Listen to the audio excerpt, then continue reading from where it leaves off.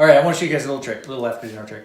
I saw this guy on YouTube, and he was doing this really cool trick, and it inspired this trick. So he took a pen. Have you seen this? He took a pen and he jammed it right through a dollar bill. Have you seen that trick before? It's really cool. Yeah. He just kind of made it look like that, and he pushed it right through the center of the bill. Right. And I thought it was great, but I thought, well, that's not a big deal. Anybody can poke a pen through a bill. That's not a trick. The trick part was that then he went and he just pulled it out and healed up the dollar as if the trick never even occurred. And I thought that was unbelievable. Unfortunately, I never learned how to do that trick. But I did learn another trick. This one I think you'll like. This was a good one.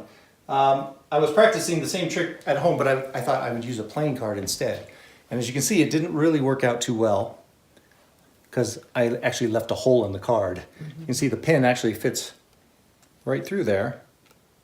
But check this out. This was kind of neat. I thought this was cool. Just kind of take it like this. You can actually move that hole somewhere different. Isn't that crazy? And you can just kind of move it over here if I like. Or I could just, check it out. You can just go right up here.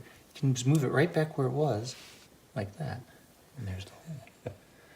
So I got to thinking, well, that's pretty neat, but the problem was I was left with a hole in my card. And as you know, as a magician, my cards are kind of important. And as mark cards go, that one's pretty obvious, don't you think? So I thought, well, what could I do to fix this? And I thought, well, maybe it'll work without the pen. I could just grab that hole and pull it and just kind of give it a squeeze and pull it across the card like this. Stop it there, or I could pull it off completely.